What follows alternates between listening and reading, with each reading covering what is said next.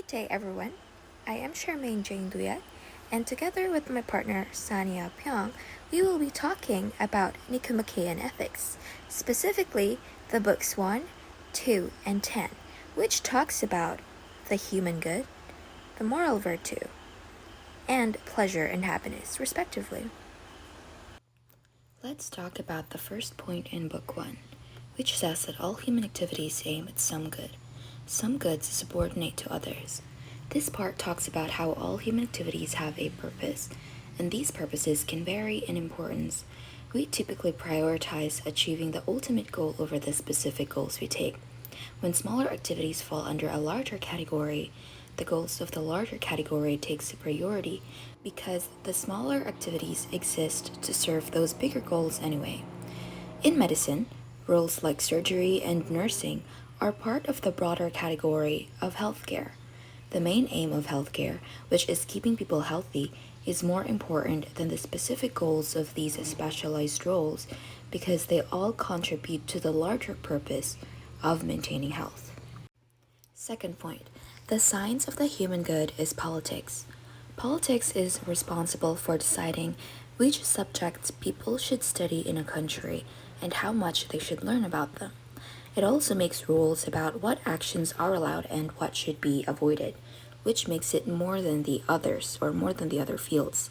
The ultimate goal of political science includes all the other sciences, like economics, medicine, and education, because it aims to achieve the human good for an entire nation or city-state, not just for one person. The next point states that we must not expect more precision than the subject matter admits of. The student should have years of discretion. We must first acknowledge that precision in any field of study is limited by the nature of the subject matter. Take, for instance, in political science, which investigates noble and just actions. In here, the notions of good and bad can vary based on circumstances, displaying much fluctuations. In the context of education, it becomes clear that individuals tend to judge most accurately in areas that they are well versed in.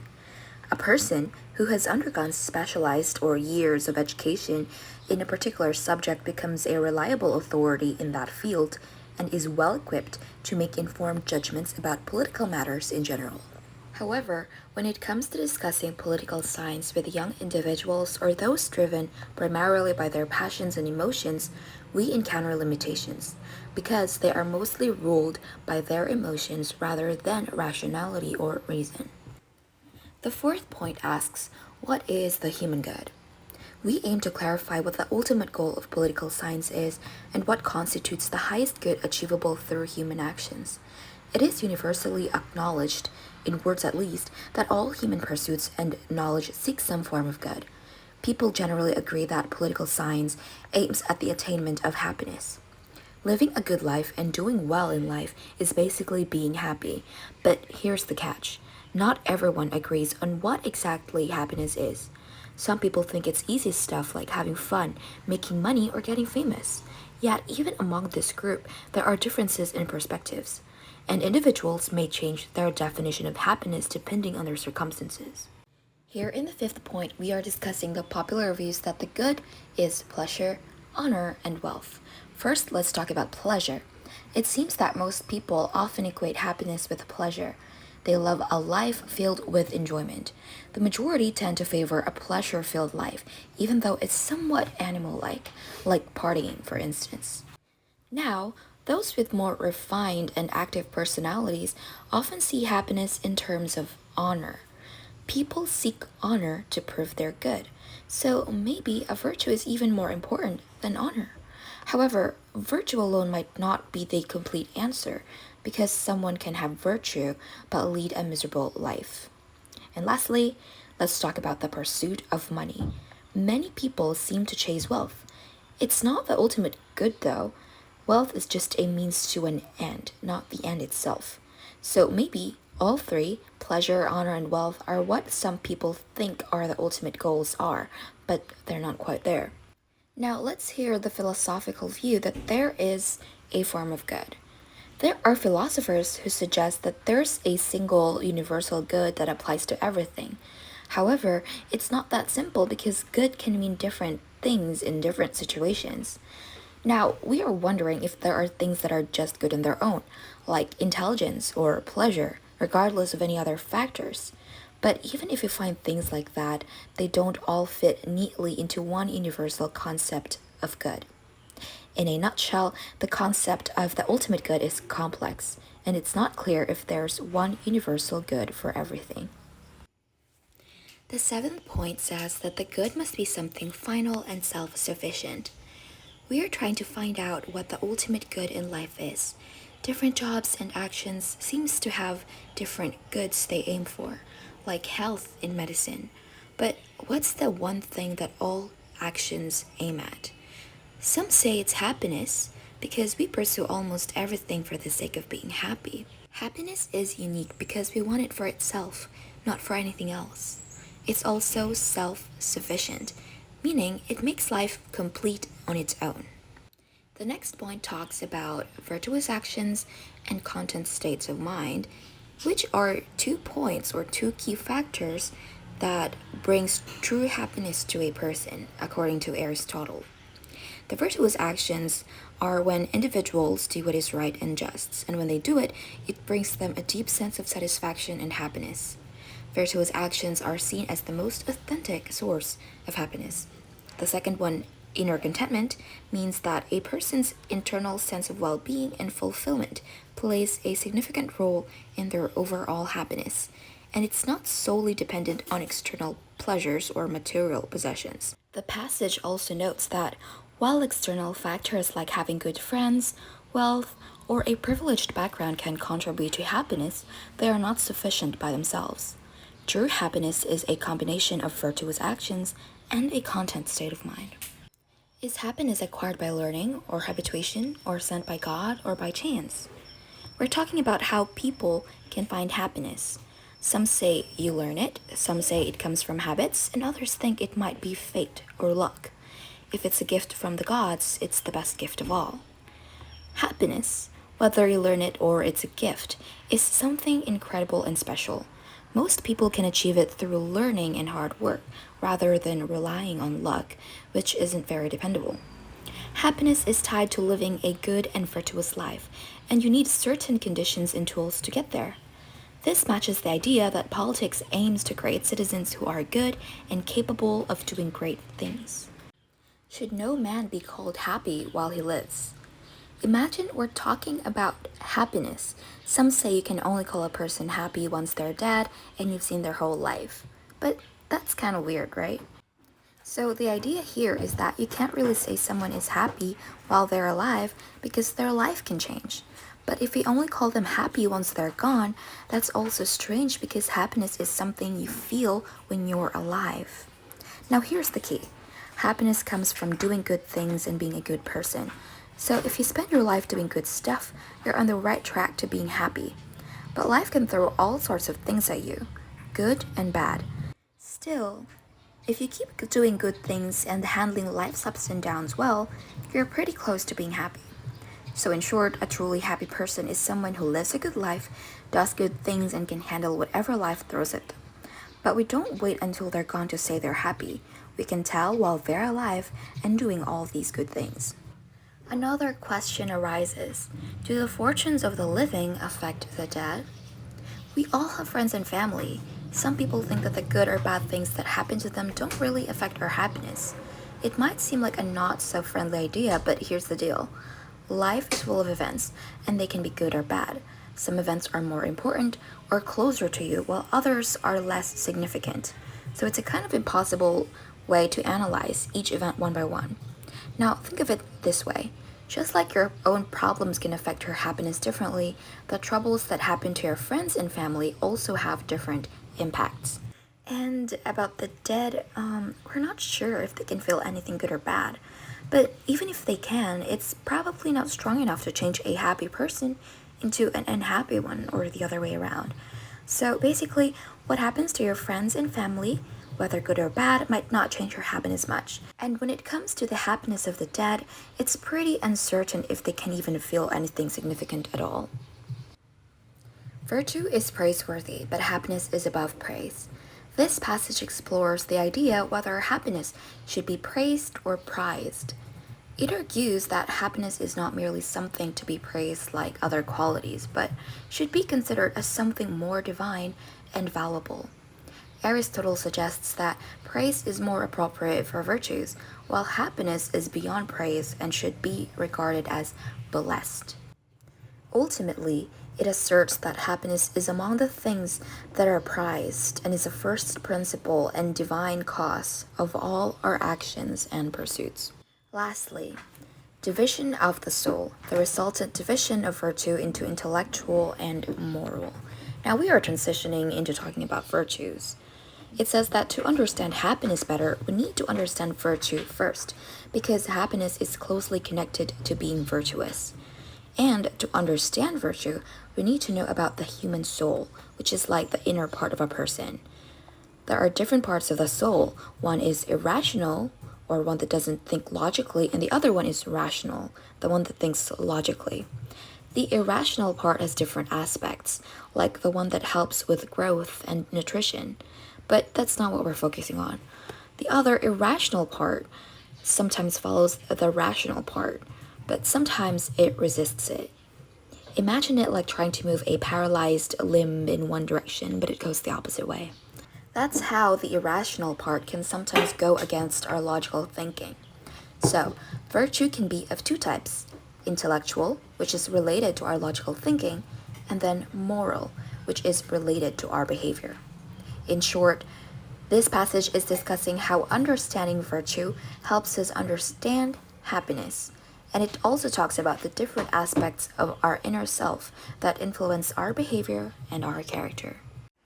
In the section 1 of book 2, we will be talking about moral virtue and repetition. There are two types of virtue: intellectual and moral. Intellectual virtue comes from learning and requires time and experience. Moral virtue, on the other hand, comes from developing good habits, which is why it's called moral, which is from the word ethos, meaning habit. None of our moral virtues come naturally. They are not part of our nature.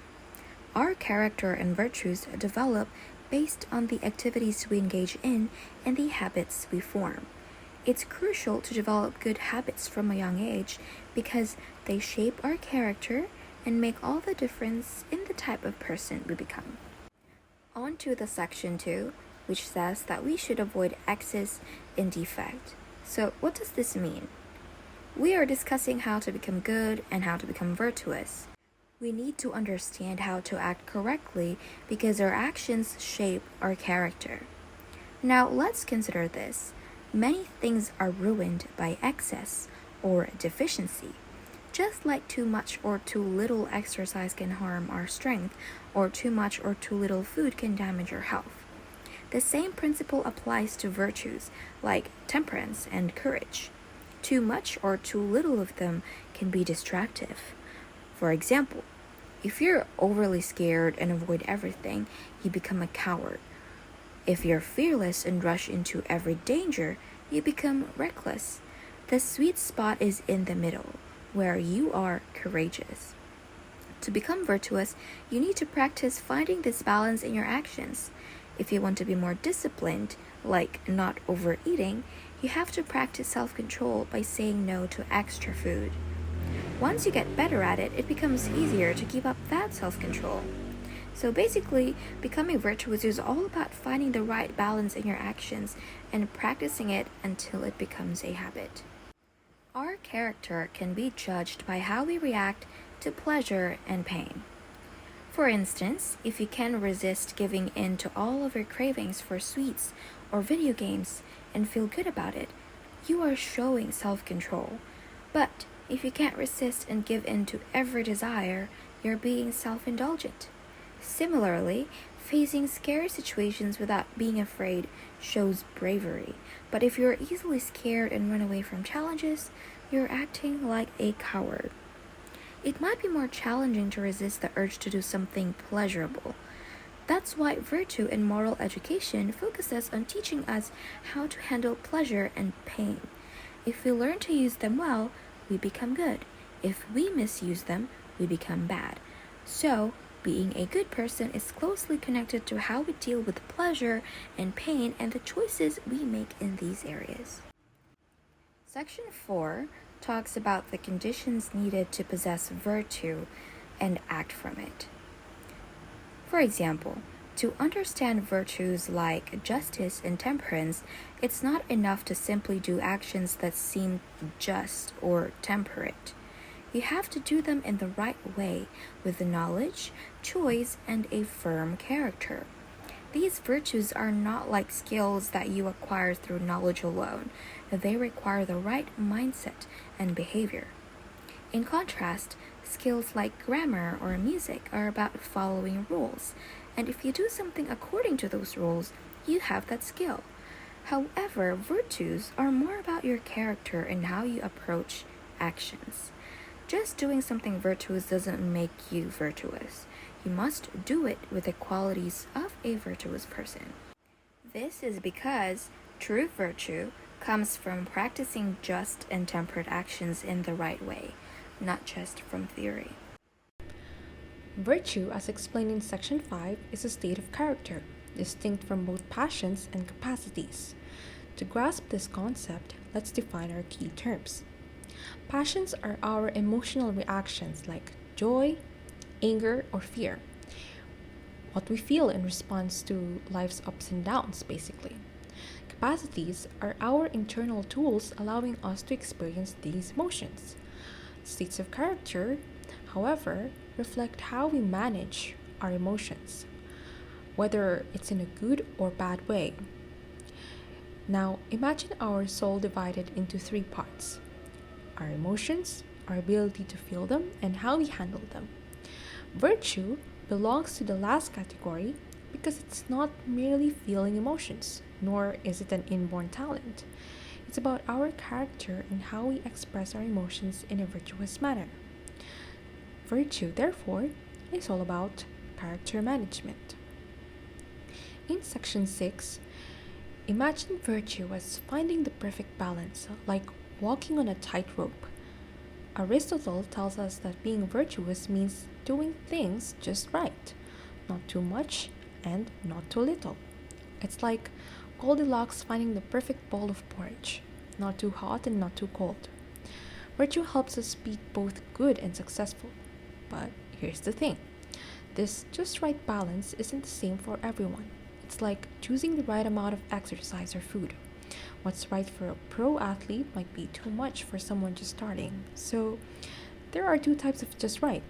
One is like finding the perfect fear in a scary situation, and the other considers what's right for you based on your abilities and circumstances. But remember, some things like stealing or hurting others are always wrong, with no just right, because they're just bad.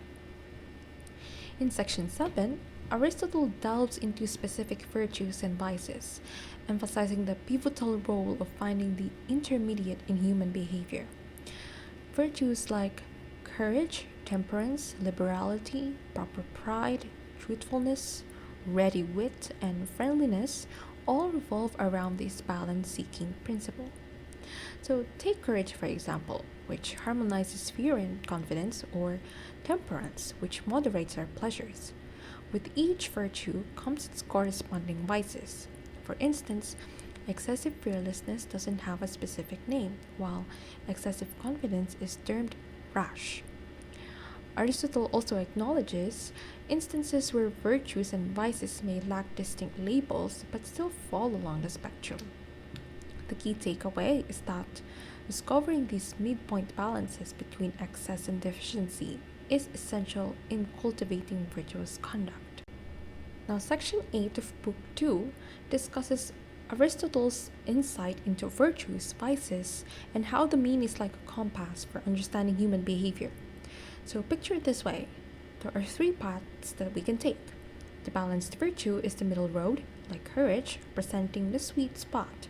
On one side, there's the vice of excess, like excessive boldness, where we go too far. On the other side, there's the vice of deficiency, like excessive fear, where we don't go far enough. These extremes are like opposites, pulling us away from the middle. And how far they pull depends on our natural tendencies. If we're more inclined towards seeking pleasure, the vice of excess becomes a stronger pull away from the virtue than the vice of deficiency. So, in simple terms, Aristotle's wisdom helps us find our way between extremes, guiding us towards balanced and virtuous behavior. In section 9, Aristotle sheds light on the challenging journey of achieving moral virtue, which involves navigating the narrow path between excess and deficiency in our actions and emotions. Think of it like trying to pinpoint the center of a circle. It demands knowledge and precision, right?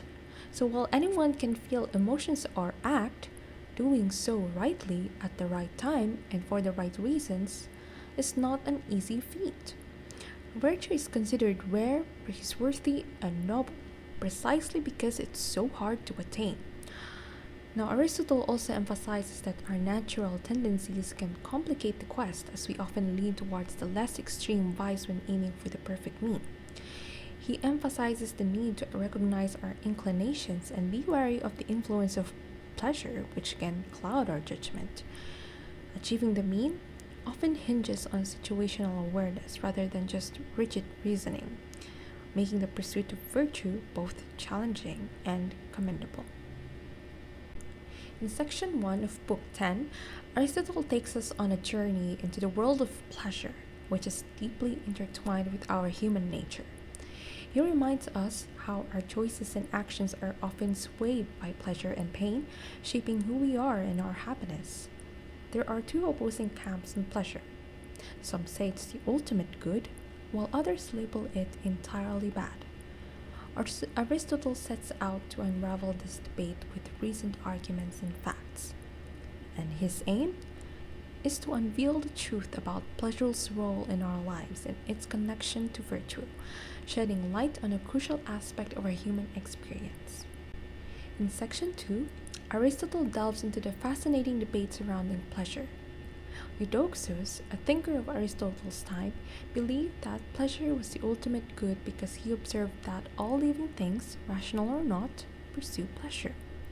He argued that what we choose is excellent and the greatest good is the universal aim. Eudoxus' view gained credibility due to his own self-control and character, as well as the idea that pain is universally shunned while pleasure is chosen for its own sake. However, Aristotle and Plato offered a different perspective, contending that pleasure is just one of several goods and not the ultimate good. They argued that wisdom and other goods can enhance a pleasant life, indicating that pleasure alone isn't the highest good.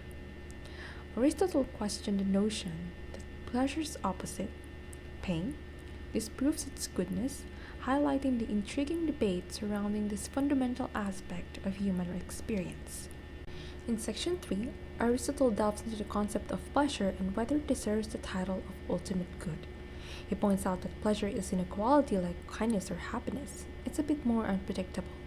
Some argue that pleasure can vary in strength, but Aristotle sees this as a minor issue. He also dispels the notion that pleasure is a type of movement or a way things come into existence, emphasizing that it doesn't share the characteristics of things in motion. While some liken pleasure to feeling an emptiness, Aristotle believes this only applies to certain pleasures, and not all. He emphasizes the diversity of pleasures, with some being superior to others. Aristotle's view is that we shouldn't solely pursue pleasure as some aspects of life, like knowledge and moral goodness, holds inherent value, even without delivering pleasure. So, in his eyes, not all pleasures are equally valuable, and pleasure isn't the most paramount aspect of life.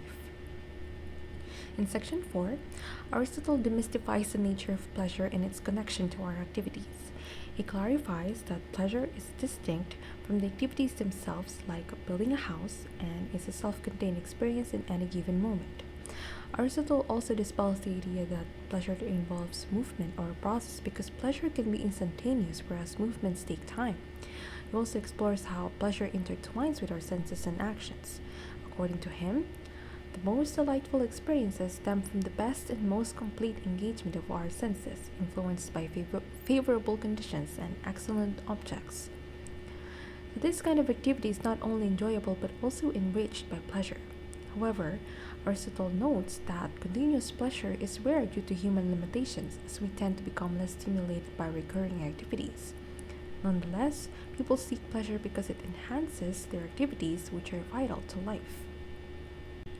In section 5, Aristotle delves into the fascinating world of pleasures, highlighting how they are uniquely tied to various activities.